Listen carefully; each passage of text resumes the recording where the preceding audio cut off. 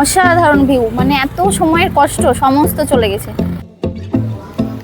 তো অর্ডার করতে গেছে আর পেয়ে গেছে চরম খিদে লাগছে দেখতে।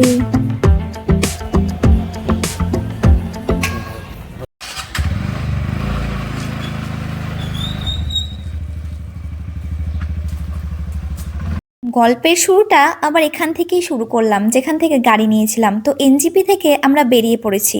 তো আমরা যাব রোহিণী বাইপাস ধরে।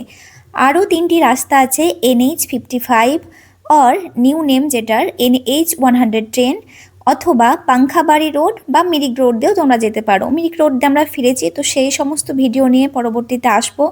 ফুল ভিডিও অবশ্যই দেখো, সমস্ত খুঁটিনাটি তুলে ধরেছি এবং আস্তে আস্তে রাস্তাটা যে কত সুন্দর হচ্ছে পুরোটা না দেখলে কিন্তু বুঝতে পারবে না। আর বলতে বলতেই দু ধার দিয়ে শুরু হয়ে গেছে চা বাগান। মিরিক বাদে আর 3টি রাস্তা দিয়েই কার্শিয়াং হয়ে দার্জিলিং পৌঁছবে এবং রোহিণীটাই হচ্ছে সব থেকে শর্টকাট, 65 থেকে 70 কিমি মতো। প্রথমবার যারা যাচ্ছ তাদের সাজেস্ট করব না অবশ্যই, তবু এটি কিন্তু কমন রাস্তার এবং এখানে ভীষণ চেকিং হয়, তো স্পিড অবশ্যই কম রাখবে। দূর থেকে পাহাড়গুলো উঁকি দিচ্ছিল। ও সেই যেদিকটা ভাগ হচ্ছে রাস্তা দিয়ে যাবে।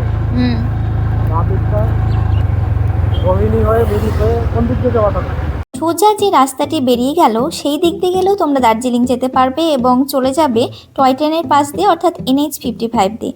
তো আমরা এইখানে এসে ডিসাইড করলাম যে আমরা যাব রোহিণী দিয়ে, অর্থাৎ SIT মোড় ক্রস করার পর শুরু হয়ে যায় সুকনা রিজার্ভ ফরেস্ট। তো এখান থেকে আমাদের যাত্রাপথ শুরু এবং আমি ভাবতেও পারিনি যে আজকের যাত্রাপথ এত সুন্দর হতে চলেছে।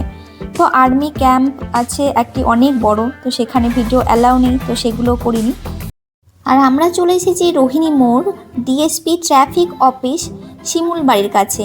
এখান থেকে আমরা ডান দিকে রোহিণী বাইপাস ধরে চলে যাব এবং সোজা যদি চলে যাওয়া হয় তবে গাড়িধুরার রাস্তায়। এখন যেটা পার হচ্ছি সেখানে এলিফ্যান্ট ক্রসিং জোন বলা হয়। মাঝে মাঝে নাকি এলিফ্যান্ট দেখা যায়, তো আমি ওকে জিজ্ঞেস করছিলাম যদি হাতি চলে আসে তো কেমন লাগবে। যাই হোক, তো হাতির দেখা আমরা পাইনি, শুধু সুন্দর চা গাছ, চা বাগান আর দূর থেকে দেখা যাচ্ছিল বিস্তৃত পাহাড়। এত সুন্দর লাগছিল, তো এখানে থেমেছিলাম।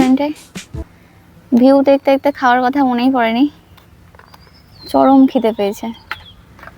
তো পাহাড়ের কোলে রেস্টুরেন্ট কত সুন্দর। লাস্ট রোহিণী নদী ক্রস করার পরে অনেকগুলো রেস্টুরেন্ট পরপর আছে, তো এত দূর রাস্তা আসার পর তোমরা এখানে ব্রেকফাস্ট সেরে নিতে পারো। অর্ডার করতে গেছে আর পেয়ে গেছে চরম খিদে।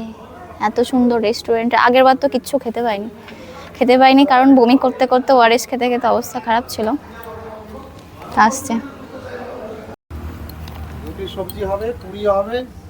রুটি? হ্যাঁ রুটি সবজি বলবো। পুরি খেতে।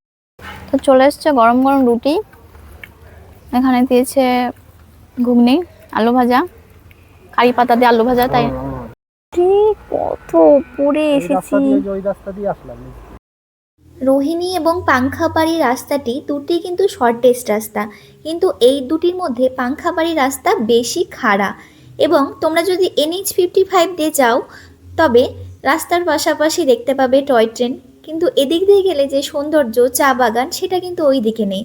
অর্থাৎ দুটি রাস্তারই আলাদা আলাদা সৌন্দর্য রয়েছে এবং তাদের নিজস্ব ওন বেনিফিট রয়েছে। আমার কিন্তু সৌন্দর্য বলতে সেইখানে আমি বলছিলাম বারবার যে ভয়ঙ্কর সৌন্দর্য। আমার কথা পুরো স্তম্ভিত হয়ে গেছিলো, কোনো কথা আমার বেরোচ্ছিল না ভয়ে, নাকি আমি যেখানে হাইটে এত ভয় পাই আর এত উচ্চতায় সামান্য একটি স্কুটির পিঠে চড়ে যাওয়া আমার পক্ষে কিন্তু একটি অসাধারণ অনুভূতি ছিল এবং অন্যরকম। এর আগেও আমরা গিয়েছিলাম 4 মাস আগে, কিন্তু সেই সময় এরকম ফিলিংস বা এরকম অনুভূতি, প্রাকৃতিক সৌন্দর্য কোনো কিছু অনুভব করার ক্ষমতা ছিল না। তো এই অনুভূতি একান্তই যারা যাবে তাদেরই হবে। তো আমরা বলতে বলতেই চলে এসেছি কার্শিয়াং ভিউ পয়েন্টে। তো এখানে আমরা কিছুটা সময় কাটালাম। যা ছিল কল্পনায় আজ যেন তা বাস্তবায়িত হলো। এত প্রাকৃতিক সৌন্দর্য, ছোট থেকে যেটা কল্পনা করেছি সেটা যেন চোখের সামনে। এত একটি উচ্চতা, এত দূর থেকে দেখা রাস্তা, নদী, একেবারে অন্যরকম একটি অনুভূতি। তো এত সুন্দর একটি জায়গা, তো দেখা হয়ে গেছে view point, Kurseong view point. এই যে প্রচুর ফটো টটো তোলা হলো, তা এখন আবার বেরোবো, গাড়ি ব্যাক করছে। অসাধারণ ভিউ, মানে এত সময়ের কষ্ট সমস্ত চলে গেছে। এই যে হচ্ছে ভিউ পয়েন্ট, আর আই লাভ কার্শিয়াং। এখান থেকে দারুণ, জাস্ট অসাধারণ, মানে মনে হচ্ছে কোথায় চলে এসেছি। কিছুটা সময় কাটিয়ে আবার আমরা বেরিয়ে পড়লাম, আর যত উচ্চতায় যাচ্ছিলাম সৌন্দর্যর মাত্রা কিন্তু আরও বাড়ছিল। তো যতটুকু পারলাম তোমাদের সঙ্গে সমস্ত রাস্তাটা তুলে ধরলাম। তোমরা যদি ভার্চুয়ালভাবে উপভোগ করতে চাও তো আশা করি সেটা করতে পারবে। I know you told your friend you're not okay. And tell me what's wrong and why you never said you felt that way. And guess you're trying to stay strong and fake a smile until I look away. But I've known you too long, it hurts to watch your blue eyes fade to gray as you fade away. As you fade away.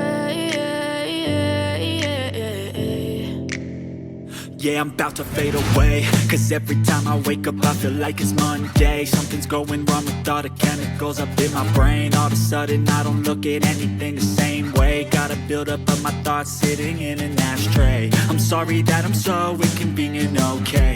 Just let me be me and I'll stay out of your way. I can see the way you look at me, I'm such a disgrace. I never really asked to be brought into this place. আর দূর থেকে দেখা যাচ্ছিল কার্শিয়াং শহর, যেন পাহাড়ের কোলে সাজানো ছোট ছোট খেলনা ঘর।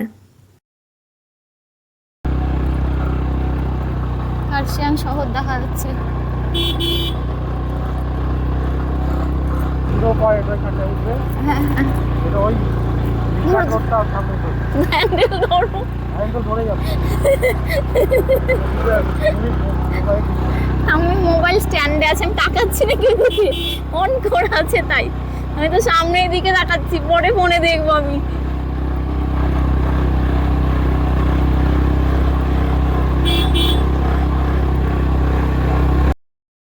এত উচ্চতায় আসার অভিজ্ঞতা আমার কিন্তু আগে ছিল না।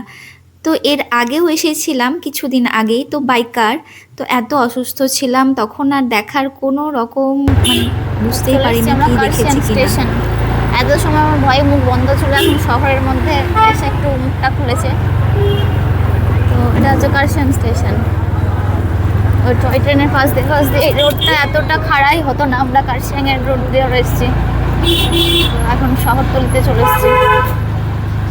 আমরা যে হোমস্টেটিতে থাকবো সেটি কিন্তু একেবারে অফবিট একটি জায়গা, এবং কোথায় কোথায় ঘুরছি আমাদের এই ছোট্ট স্কুটি নিয়ে সমস্ত ভিডিও ডিটেলস নিয়ে একটি একটি পর্ব করে তোমাদের সঙ্গে শেয়ার করব।